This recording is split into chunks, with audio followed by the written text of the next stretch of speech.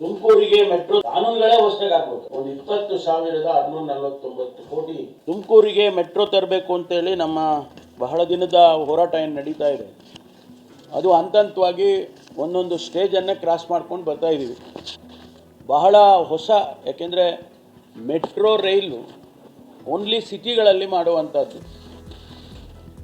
ಬೆಂಗಳೂರು, ಡೆಲ್ಲಿ ಇರ್ಬೋದು, ಬಾಂಬೆ ಇರ್ಬೋದು, ಅಥವಾ ಬೇರೆ ಬೇರೆ ಪಟ್ಟಣಗಳು ಎಲ್ಲೆಲ್ಲಿ ಮೆಟ್ರೋ ಇದೆ ಅದೆಲ್ಲ ವಿದಿನ್ ದಿ ಸಿಟಿಯಿಂದ ಆಚೆ ಹೋಗಬೇಕಾದ್ರೆ ಮೆಟ್ರೋಗೆ ಅನೇಕ ನಿಯಮಗಳು ಆಗಬೇಕಾಗುತ್ತೆ.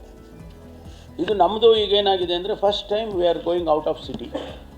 ಅದಕ್ಕೆ ಹೊಸ ನಿಯಮಗಳು, ಕಾನೂನುಗಳು ಆಗಬೇಕಾಗುತ್ತೆ. ಕಾನೂನುಗಳೇ ಹೊಸದಾಗಿ ಆಗಬೇಕಾಗುತ್ತೆ.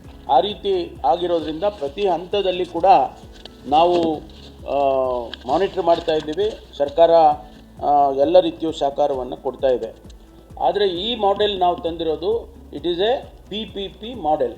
ಅಂದಾಜು ಎಸ್ಟಿಮೇಟು ಒಂದು 20,649 ಕೋಟಿ. ಈಗ ಡೀಟೇಲ್ ಪ್ರಾಜೆಕ್ಟ್ ರಿಪೋರ್ಟ್ಗೆ 3 ಕೋಟಿ ರೂಪಾಯಿ ಖರ್ಚು ಮಾಡಬೇಕು ನೀವು ಅಂತೇಳಿ ನಿನ್ನೆ ದಿವಸ ಅಂದರೆ 25ನೇ ತಾರೀಕು ಸರ್ಕಾರ ಆದೇಶ ಮಾಡಿದೆ. ಈ DPR ಆದಮೇಲೆ ನಾವು ಕೇಂದ್ರ ಸರ್ಕಾರಕ್ಕೆ ಅನುಮತಿಗೆ ತಗೋಬೇಕಾಗುತ್ತೆ. ಅದು ಯಾವ ಮಾಡೆಲ್ನಲ್ಲಿ, PPP ಮಾಡೆಲ್ನಲ್ಲಿ ನಾವು ಹೇಳಿರ್ತೀವಿ.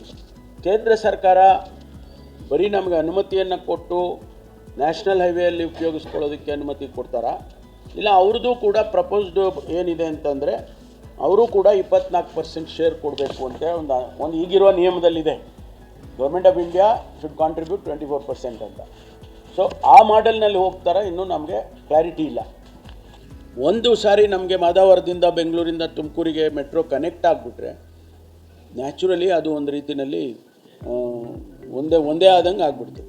DPRನಲ್ಲಿ ಪ್ರತಿಯೊಂದು ಡೀಟೇಲ್ ಪ್ರಾಜೆಕ್ಟ್ ರಿಪೋರ್ಟ್ ಅಂತ ಅದರಲ್ಲಿ ಅವರು ಡಿಫೈನ್ ಮಾಡ್ತಾರೆ, ಇಷ್ಟು ದಿನಕ್ಕೆ ಇದು ಮುಗಿಬೇಕು ಅಂಥೇಳಿ ಅವ್ರು ಮಾಡ್ತಾರೆ. ಕಾಸ್ಟು ಪ್ಲಸ್ ಇದು ಟೈಮ್.